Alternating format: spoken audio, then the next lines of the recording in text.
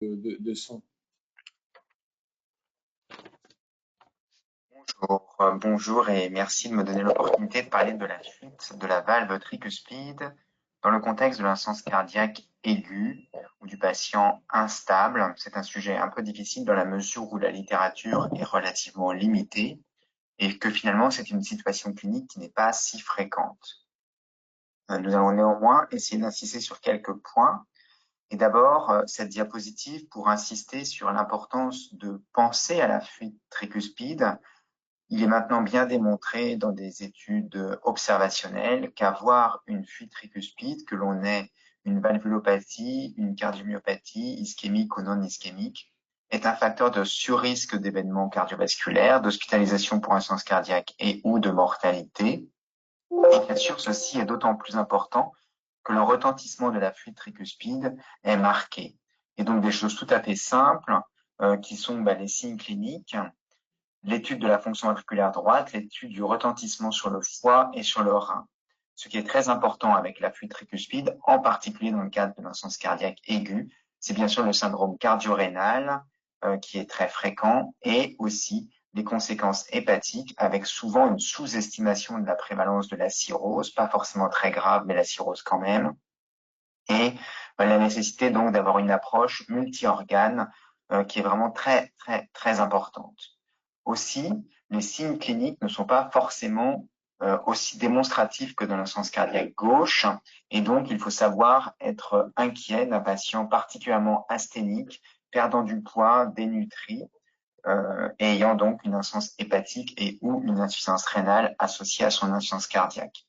La turgescence jugulaire, les œdèmes des membres inférieurs ne sont pas forcément toujours manifestes, et donc il faut être très prudent et penser à évaluer ces patients, cliniquement certes, mais aussi avec la biologie et l'échocardiographie. Alors il y a des scores qui nous montrent, en particulier celui que vous connaissez certainement très bien, qui est le TRI-score, que vous pouvez retrouver sur votre smartphone aisément, qui vous permettent d'évaluer le risque de mortalité et d'événements cardiovasculaires graves chez votre patient qui a une fuite tricuspide que l'on considérera isolée dans le cadre de ce score. Et vous voyez que ce score reprend des données tout à fait simples, cliniques, de traitement de fonction rénale, de fonction hépatique et de fonction ventriculaire droite. Ceci est très important à mettre en pratique. Ça permet de montrer pourquoi il ne faut sans doute pas envisager systématiquement une chirurgie chez ces patients ayant des fuites tricuspides instables aux soins intensifs et isolés, sans cardiopathie gauche, car le surrisque est majeur et ça laisse la place peut-être à un traitement percutané de ces fuites de la valve tricuspide, même si pour l'instant, le niveau de démonstration reste limité. Donc, gardez à l'esprit que la fuite tricuspide n'est pas forcément une indication chirurgicale si elle est isolée. C'est une indication rare dont on sait que la morbimortalité est importante et le TRI-score, et ce magnifique papier de Julien Dreyfus, permet d'en montrer la gravité et d'en prédire la gravité potentielle si on envisage une chirurgie. Il faut savoir que ce TRI-score peut être appliqué chez les patients qui ont une indication à un traitement percutané, par clic par exemple. Et bien sûr, les patients qui ont les niveaux de risque les plus élevés sont les patients qui tirent le moins bénéfice de la stratégie de correction de la fuite tricuspide. Évaluer la fonction ventriculaire droite est quelque chose de très important, mais aussi très difficile, voire très, très, très difficile, quand on a une fuite tricuspide qui est massive à torrentielle. Toujours est-il que si on arrive à bien apprécier cette fonction ventriculaire droite avec des outils quantitatifs, échographiques, IRM, éventuellement scanner, comme sur cette étude très récente, eh bien, on peut apprécier mieux l'effet que pourra avoir le traitement de la fuite tricuspide sur le pronostic de notre patient. Toujours est-il que je ne suis pas certain qu'il faille se précipiter sur la correction de la fuite tricuspide chez un patient instable, sauf cas particulier. Et le cas particulier qui me vient à l'esprit et que nous avons eu dans notre centre à discuter à plusieurs reprises, c'est les syndromes carcinoïdes, avec des patients qui arrivent parfois dans des états très préoccupants, des patients jeunes souvent. Et là, il faut reconnaître que quand on a un syndrome carcinoïde, eh bien, le patient n'est pas un candidat à un traitement par clip le plus souvent. Il peut être un candidat à un traitement par prothèse percutanée, mais c'est encore dans le cadre de l'évaluation. Et sinon, la chirurgie peut être envisagée. Et bien sûr, c'est une chirurgie à très haut risque, mais qui est la solution qui, pour ce qui nous concerne, a été retenue les fois récentes que nous avons eu à discuter ce type de patient. Donc, évaluer la fonction ventriculaire droite, c'est très difficile quand il y a une fuite tricuspide aussi sévère que sur l'exemple que je vous montre. Toujours est-il qu'il faut essayer en utilisant la fraction raccourcissement de surface, le strain de la paroi libre, les techniques tridimensionnelles en échographie si cela est possible, et peut-être l'IRM ou le scanner en complément. Il faut regarder la fonction longitudinale en vue apicale, il faut regarder la fonction radiale en vue parasternale et sous-costale. Il faut avoir une approche globale, mais ne pas sous-estimer cette évaluation de la fonction ventriculaire droite et sa capacité à récupérer après correction de la fuite. L'afterload mismatch, qui a été décrit pour la correction des fuites mitrales, est quelque chose de moins fréquent pour les fuites tricuspides. Ça existe, mais c'est quelque chose de moins fréquent et finalement c'est quelque chose qui nous effraie un petit peu moins. Il est très rare d'avoir un patient chez qui on corrige une fuite tricuspide massive et qui est ensuite un ventricule droit complètement atone et incapable de pousser dans la circulation pulmonaire. Donc il faut savoir cela quand même, tout en gardant à l'esprit bien sûr que les dysfonctions ventriculaires droites les plus sévères sont probablement celles qui ne remodèleront pas, qui ne récupéreront pas et celles pour lesquelles le bénéfice clinique sera limité. Alors pour prédire le succès ou le non-succès d'une technique percutanée, pour l'instant nous n'avons pas grand-chose. Nous avons ce travail qui avait été publié il y a quelques mois et qui montre que si on a un diamètre de l'anneau tricuspide qui est trop dilaté, probablement que le patient n'en tirera pas bénéfice. Si le volume de l'oreillette droite est trop important, de l'ordre de 200 ml par exemple, eh bien le patient en tirera moins bénéfice. Si le ventricule droit est beaucoup trop dilaté, avec un diamètre qui est supérieur à celui du ventricule gauche par exemple, il est probable que le patient n'en tirera pas bénéfice. Le fait d'avoir une régurgitation tricuspide torrentielle aussi bien sûr réduira la possibilité d'espérer une amélioration majeure du statut clinique du patient. Toujours est-il que non, si on pense à bien regarder le cœur droit, c'est très important dans l'insuffisance cardiaque au sens large, c'est très important dans l'insuffisance cardiaque aiguë. Bien, quand on regarde le cœur droit, on quantifie la fuite tricuspide et vous savez qu'on a tendance à utiliser 5 grades dans le monde de la cardiologie interventionnelle, mais peut-être que pour l'appréciation au lit du patient, on peut garder 2 grades, mild, moderate, donc les modérés et les moyennes. Celles-là, on les traitera médicalement pour sûr. Après, il y a les sévères, massives, torrentielles, mais je pense que dès sévères, on se posera la question de savoir s'il faut corriger la fuite. Donc finalement, 2 grades à retenir. Est-ce que c'est modéré ou moyen? Et dans quel cas, c'est médical. Est-ce que c'est sévère, massif ou torrentiel? Dans quel cas, on se pose la question d'une intervention. Et finalement, la classification en 5 grades, elle a surtout un intérêt d'ultra spécialiste, mais pas pour le screening des patients. Donc 2 grades. Ensuite, une fois qu'on a quantifié la fuite tricuspide de manière donc grossière, puisqu'on va dire qu'on ne fait que 2 grades, eh bien, on va bien regarder donc la fonction et la géométrie et les dimensions du ventricule droit. On va bien regarder la fonction et les dimensions et la géométrie de l'oreillette droite. Et on pourra utiliser le strain de l'oreillette droite pour apprécier cette fonction avec une valeur normale qui est de 20% pour la fonction réservoir. Et vous voyez que quand la fonction réservoir est très altérée, le pronostic est beaucoup plus sévère. Il y a pas mal de papiers sur le sujet actuellement. Et on va regarder la géométrie, la taille de l'anneau tricuspide, car si l'anneau tricuspide est à 60 mm de plus grand diamètre, par exemple, il est probable qu'on n'aura pas de remodelage et pas d'effet clinique majeur de la correction de la fuite tricuspide. Et puis, pour apprécier la fonction du ventricule droit, il y a un paramètre dont je ne pouvais pas ne pas parler, qui est le couplage ventriculo-artériel, qui peut être estimé par ce rapport TAPS-PAPS. Et ce rapport TAPS-PAPS, donc il est imparfait parce que le TAPS, c'est quand même pas le meilleur paramètre d'évaluation de la fonction du ventricule droit. Mais le fait de faire ce ratio avec l'estimation échographique ou la mesure invasive de la PAPS permet d'avoir une mesure un peu moins charge dépendante et tous les papiers convergent pour penser que c'est un outil pertinent pour mieux définir les patients à très haut risque, des patients à moins haut risque. Avec, vous le voyez ici, un cutoff qui est à 0,4 mm par mètre par millimètre de mercure pour différencier les patients dépassés et pas dépassés, si je simplifie un peu le message. Et ce rapport à 0,4, vous voyez, il marche aussi bien qu'on utilise la PAPS écho ou la PAPS invasive, même si je reviendrai sur les données invasives d'ici quelques minutes. Donc, c'est très important d'utiliser ce ratio qui est simple, qui est vraiment accessible à 100% des patients. Et vous voyez qu'il est bien corrélé à tout un tas de paramètres qui sont à l'évidence des paramètres qui sont associés au pronostic du patient. Dans notre expérience rennaise, nous avons pu observer qu'il y avait deux paramètres qui étaient vraiment fondamentaux pour évaluer le pronostic de nos patients. C'était donc ce rapport TAPS-PAPS inférieur à 0,4 et qui donc inférieur à 0,4 est un élément en faveur d'un mauvais pronostic. Et sinon, le volume indexé de l'oreillette droite supérieur à 60 ml par mètre carré, qui était bien sûr là aussi un critère de mauvais pronostic.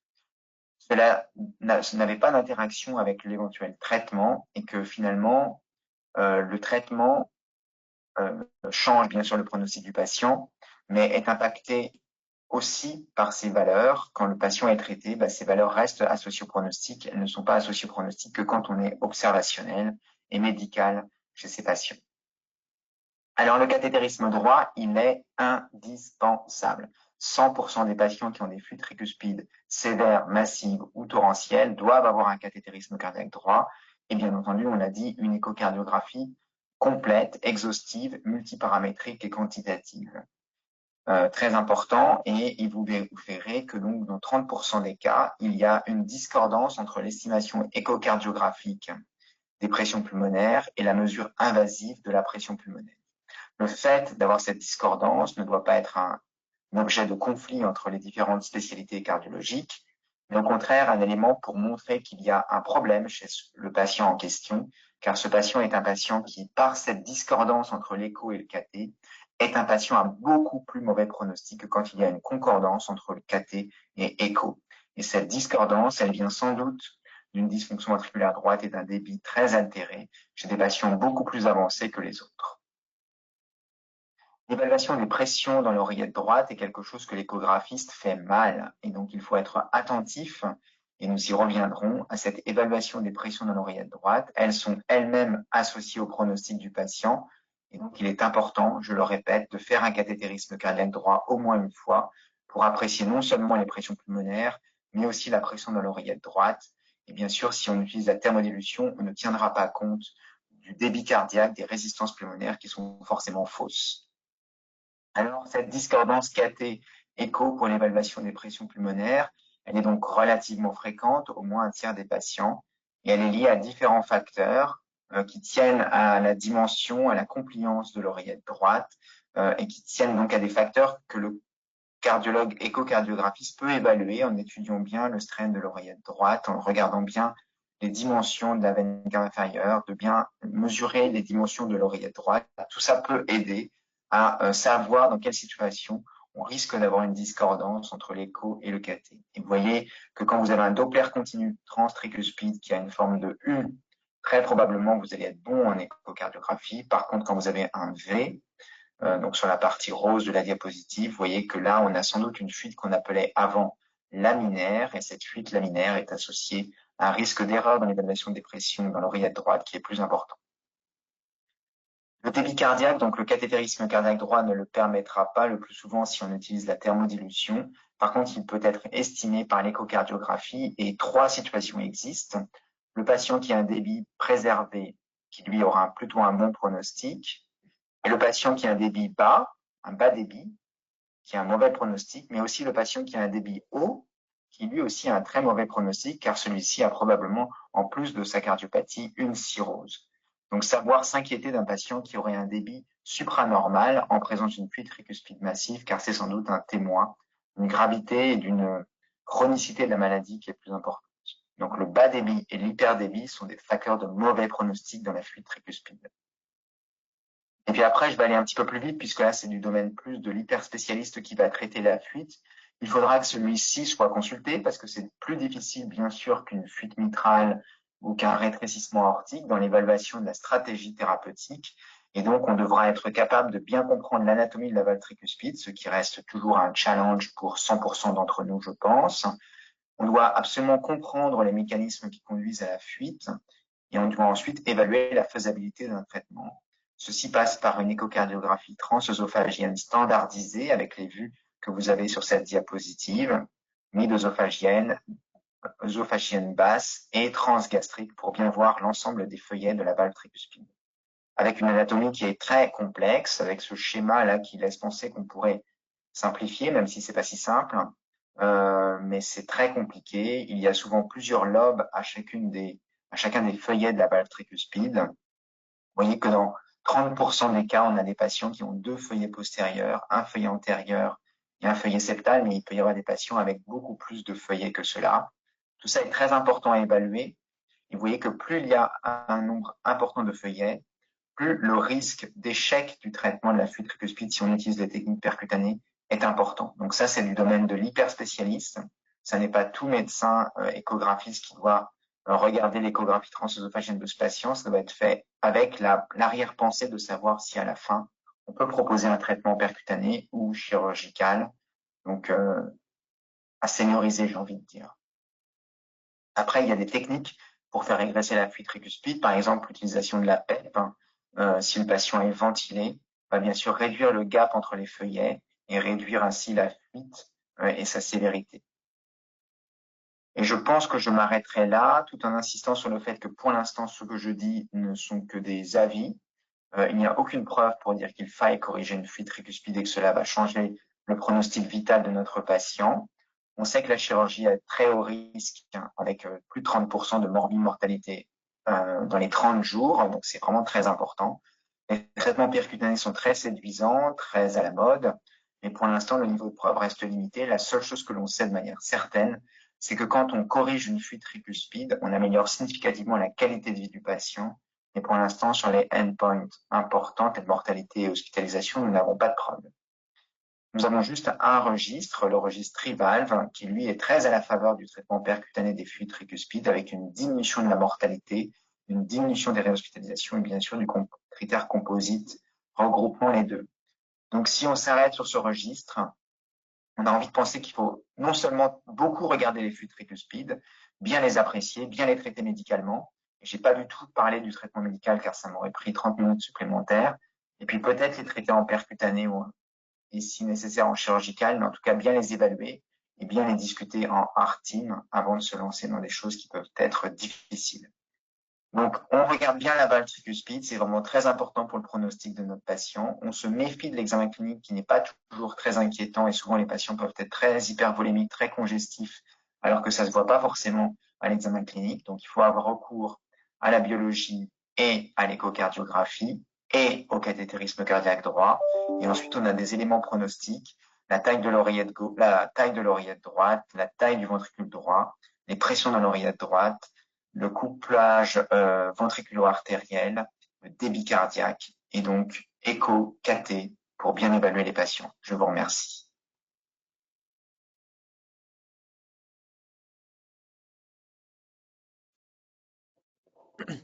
Enfin, merci Erwan, parce c'est bien, il y avait des petits parallèles avec ta présentation, Yoann, il y avait globalement tout la même chose, hein. Donc c'est bien de voir que les deux experts étaient d'accord, c'est plutôt rassurant. Il y a une certaine continuité parce que tu nous as fait une approche, comme toujours, Yoann, hyper pratique et comment dire, audible pour les non spécialistes. Erwan a confirmé tes dires sur des papiers avec quelques seuils, avec les mêmes questions finalement, et notamment sur le ventriculage artério-pulmonaire, qui est intéressant, qu'on voit passer partout. Moi, je le vois passer aussi en pré-ALVAD, en pré-transplant, après. Et on travaille dessus. C'est vrai que c'est assez séduisant. Ça nous dit peut-être que on va pouvoir enlever la problématique des variations de charge. Néanmoins, et ça, je ne l'avais pas en tête, moi, vous nous avez montré les différences, confirmé Erwan aussi, entre KT et écho. Et la PEP, ça c'est intéressant pour nos patients hyper aigus aussi. Je ne sais pas comment le positionner. Nous, on a travaillé dessus sur le pré-LVAD grâce au registre des Rennais, la Assist-ICD, avec des résultats qui sont mitigés. Finalement, quand on revient à des choses beaucoup plus simples, POD, PCP, ça fait probablement mieux. Je ne sais pas si ça a été regardé dans la valve tricuspide. Non, Pas que je sache. non, après, comment est-ce qu'on intègre ces paramètres? En fait, finalement, on a parlé à peu près de la même chose avec Erwan, mais c'est fondamentalement différent. C'est-à-dire que euh, ça n'intervient pas à la même étape de la prise en charge du malade. Moi, ce que j'ai présenté, c'est ce qu'on peut faire partout, tout le temps, avec un échographe et un malade en face, pour bien isoler les malades, bien comprendre leur maladie, séparer les insuffisances tricuspidiennes primaires des secondaires, celles sur sonde, faire de la quantification, isoler les sévères, pour peut-être essayer de préciser celles qui sont massives torrentielles, regarder le VD, regarder les pressions. Tout ça, ça permet d'orienter un malade. Et ensuite, lui se positionne dans la position de l'expert qui va devoir traiter, qui va devoir choisir dans l'arsenal thérapeutique entre la chirurgie cardiaque, peut-être une prothèse, peut-être un triclip ou un Pascal, et qui au final a besoin de paramètres plus fins et donc va aller plus loin sur l'analyse du cathétérisme droit, peut-être le répéter, faire les indices de couplage, parce que là, il va falloir être béton en fait sur l'évaluation du VD, pour savoir ce qui passe pas en chirurgie. Et donc effectivement, on réutilise les mêmes paramètres, mais l'interprétation est un petit peu différente. Les cut-offs aussi, et c'est vrai qu'on va quand même avoir un peu moins confiance, comme tu le disais Augustin, sur un VD un peu limite, même si les paramètres écho ont l'air bien, on ne sait pas trop ce qu'on fait si on envoie le patient en chirurgie. Et donc on s'aide de ces paramètres. Mais c'est pas tout à fait la même chose. Il faut savoir rester simple aussi. Au début de la prise en charge du malade, il faut rester simple. La fuite, qu'est-ce que c'est comme fuite? Est-ce qu'elle est sévère, elle n'est pas sévère? Comment marche le VD? Les pressions pulmonaires. On s'était pas concerté avec Erwan hein, pour parler du couplage. Je pense pas que le message de cette heure de discussion doit être on doit faire des couplages et que c'est l'alpha et l'oméga de nos malades. C'est vraiment pas ça. Je suis tout à fait d'accord avec toi. Je trouve ça pas logique de mettre ça sur un rapport d'échographiste de tout venant, par exemple. Tu vois, je vois une IP, je mets un période de couplage. Ça n'a pas énormément de sens. Ça va pas stratifier le risque du malade en première intention. Je suis tout à fait d'accord avec toi. Après, je vous rassure, moi qui ne suis pas du tout spécialiste ni de la tricuspide ni de l'imagerie, l'écoute de vos topos l'un après l'autre était assez claire et présentée de la bonne manière, c'est-à-dire une évaluation qui est plus abordable pour moi, qui est celle que tu nous proposes, Johan, pour le non spécialiste que je suis, et derrière une discussion on a des thérapeutiques qui sont de plus en plus effectives, tu nous en as parlé aussi, Johan, finalement, sont pour certaines, surtout du domaine de la recherche, pour les autres, arrivent en pratique clinique et qui là vont faire appel aux experts que vous êtes tous les deux. Donc, j'ai envie de dire, la logique est respectée. Si on revient au traitement médical, qui est peut-être celui que moi je vois en premier, pour ces patients, on est d'accord qu'on a les diurétiques, on ne pouvait pas parler de tout. Il y a une question qui me paraissait importante, qui était la fibrillation atriale. Et tu nous as bien fait la part des choses sur l'IT secondaire ventriculaire versus atrial. Pour les non spécialistes, il y a quelque chose qui arrive dans nos oreilles, mais qui n'était pas encore très installé. Et c'est vrai qu'on avait ce raisonnement qui avait commencé à faire son chemin pour la mitrale, qui arrive pour la tricuspide. Et finalement, quelle va être votre approche pour une FA chronique ou persistante, on va dire, avec une unité que vous allez considérer comme atriale? On va s'acharner à, bien sûr, tenter le volémie pour notre malade. Et après, derrière, vous attaquez la fuite ou vous attaquez la FA. Comment vous voyez les choses en pratique? C'est compliqué. Je pense pas qu'il y ait de loi et je pense qu'il y aura plutôt une attitude toulousaine, une attitude lilloise. Et on va voir si c'est différent. Mais Écoute d'abord pour voir. non, à mon sens, moi j'étais un peu élevé dans le dogme de quand on a une valvulopathie atrioventriculaire, qu'elle soit travotricuspide et qu'il y ait la fibrillation atriale, à partir du moment où on laisse la fuite en place, on va pas réussir à traiter le rythme. Les papiers démontrent que sur la tricuspide, c'est peut-être pas aussi vrai que ça. Donc finalement, nous, notre attitude, c'est plutôt d'abord une attitude rythmologique sur l'ancienneté de la FA. C'est-à-dire que faut pas se mentir, la plupart de nos patients qui arrivent avec des insuffisances tricuspidiennes fonctionnelles atriales, c'est des histoires de FA de 20 ans. C'est des patients qui sont en FA depuis 20 ans. Et donc, évidemment, on va pas les choquer, on va pas les ablater, ils ont des oreillettes ectasiques, et on va traiter la fuite. Nous, ça nous arrive effectivement, quand on fait un triclip chez ces patients-là, de faire une petite cardioversion électrique à la fin, pour voir si ça tient derrière. J'ai pas assez de recul pour savoir si ça tient chez les malades, chez tous, je suis pas sûr. Mais on fait ça dans ce sens-là. Par contre, un patient qui va arriver avec une histoire récente de fibrillation atriale et qui là-dessus va développer une fuite tricuspidienne, moi, ma conviction, c'est qu'à partir du moment où on fait une fuite tricuspide, elle va finir par revenir. Mais quand même, si la fibrillation atriale est relativement récente, on peut se battre pour traiter le rythme. Et donc là, on va aller jusqu'au bout. Par contre, ce ne sera pas juste une cardioversion, on va aller jusqu'à l'ablation. On va faire tout le maximum. Et si ça fait que revenir, et ben on traite la tricuspide. Moi, mon sentiment, c'est que le traitement de la fuite est assez miraculeux. Le traitement du rythme, pardon, chez ces patients est un peu miraculeux dans les mois d'après. On voit des fuites qui s'éteignent. Quand on prend 1 ou 2 ans de recul, c'est moins satisfaisant. Les fuites, elles reviennent. Et je ne sais pas ce que tu en penses, Augustin, mais... Je suis tout à fait d'accord avec toi. Alors, il y a effectivement un très beau papier dans le Jack, de l'équipe de Daniel Cohen et de Laurie Soula il n'y a pas trop longtemps qui montrait que les stratégies agressives pour la prise en charge de la FA permettaient globalement de diminuer les fuites, qu'elles soient mitrales ou tricuspides. Donc, c'est sûr que lorsqu'on a une FA depuis très longtemps, comme la plupart de nos malades, avec une anotricuspide très dilatée, c'est un peu le bon paramètre, je trouve, un peu comme l'oreillette gauche pour la mitrale, mais dès que tu as une anotricuspide qui est très très dilatée, c'est illusoire de vouloir les corriger. Par contre, un malade qui est en insuffisance cardiaque aiguë, en FA rapide, c'est illusoire de vouloir évaluer la fuite tricuspide et de vouloir la prendre en charge à ce moment-là. Donc, on a tendance à effectivement être un peu plus agressif sur ces FA un peu aigus, ou en tout cas de durée moins importante, pour pouvoir corriger le rythme et réévaluer tout ça. Sachant que ça reste une maladie quand même, la plupart du temps, de l'oreillette et de l'anneau. Et effectivement, dans le recul, on a l'impression qu'un an, 2 ans après, les gens reviennent avec de la FA ou les gens reviennent avec une unité de haut grade. Et c'est un peu l'écueil de réévaluer, on avait dit, les fuites un petit peu à distance. Et une fois que ça fuit un jour, généralement, ces gens-là, ils ont tendance à revenir quand même. Si c'est bien sûr, c'est la seule cause qui explique la fuite tricuspide et la FA à ce moment-là.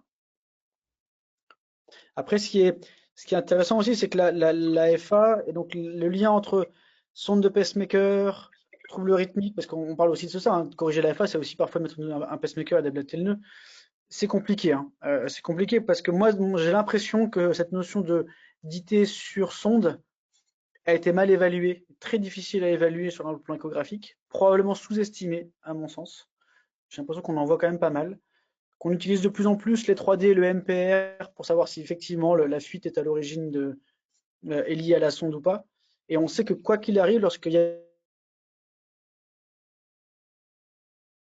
un clip ou un Pascal, et ben, le résultat sera moins bon, moins pertinent, et les gens vont tendance à refuir plus facilement.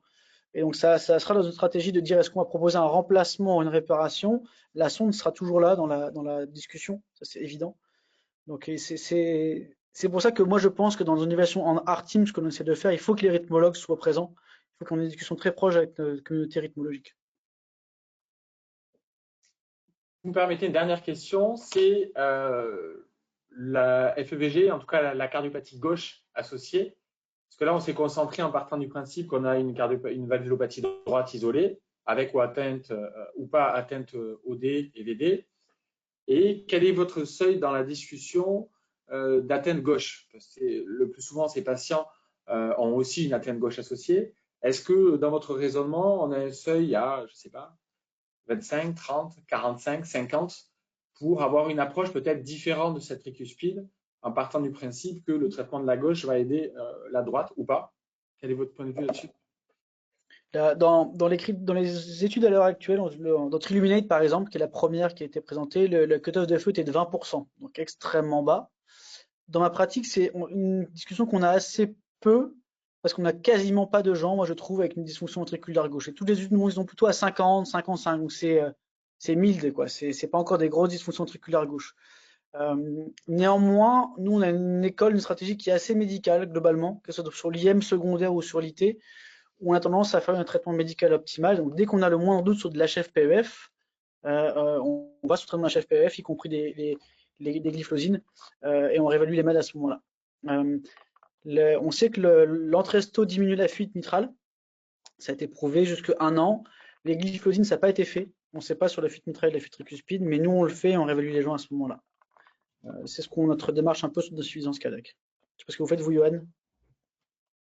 Euh, Bah, sur les glyphosines, il y a des débats. Il y a des pour, il y a des contre au sein du service. Moi, je suis parti des contre parce que ça me gêne un peu de mettre le médicament miracle un peu à la mode à tout le monde, même chez les gens chez qui il n'y a rien dans les études, parce que déjà, bon, enfin, vraiment, il y a quand même, il y a quand même quasiment toutes les situations de la cardiologie où on peut en mettre. Et donc, après, sur la tricuspide, ça peut peut-être s'entendre sur le côté diurétique des molécules. Chez des gens qui sont déjà sous 1 gramme de Lasix, pourquoi pas. Euh, mais en soi, pour revenir à la question de Clément sur la dysfonction VG, je trouve que finalement, sur la dysfonction VG, les patients, dans tout le workflow, il y a toujours quelque chose au cathétérisme droit. C'est-à-dire que finalement, on va arriver chez un patient qui a une dysfonction VG très sévère, on va lui faire le cathé droit, et au final, on a des PCP qui vont être très élevés, donc on va dire optimisation thérapeutique, qui sont pas assez déplétés, et en fait, ça va aller vraiment sur le médical, et on va avoir beaucoup plus rarement des gens qu'on va réussir à isoler avec des symptômes persistants, des pressions parfaitement normalisées à gauche alors qu'ils ont une dysfonction VG, et chez qui on pense vraiment qu'il va y avoir un bénéfice au traitement de la tricuspide. Donc, il n'y a pas de limite de FEVG sur le papier, mais finalement, des patients chez qui on va avoir la certitude que de les traiter, ça va les améliorer, il y en a beaucoup moins que les insuffisances tricuspides isolées, évidemment. Clairement. C'était un peu mon ressenti de personnes qui voient vraiment les insuffisances cardiaques les plus avancées et souvent en aigu. Et c'est vrai que c'est les discussions sur les triclips, par exemple, avec vous, tu l'as plus avec d'autres personnes dans l'équipe qu'avec moi qui voient les plus avancés. Et donc, finalement, on revient au point de départ, c'est-à-dire on évalue de manière simple, on les traite médicalement, on discute cette EFA, et en tout cas, on essaie de tenter le volémie, quitte à refaire le cathé droit, pour bien voir que la fuite tricuspide soit un problème et que ça ne soit pas juste une conséquence de ce qui se passe à gauche. Mais merci beaucoup à tous les deux, à Erwan aussi, même s'il n'était pas physiquement avec nous. C'était un super topo et j'espère que vous nous ferez l'honneur de revenir sur d'autres sujets très bientôt. Un grand plaisir. Merci pour l'invitation. Merci à vous deux. Beaucoup. À bientôt.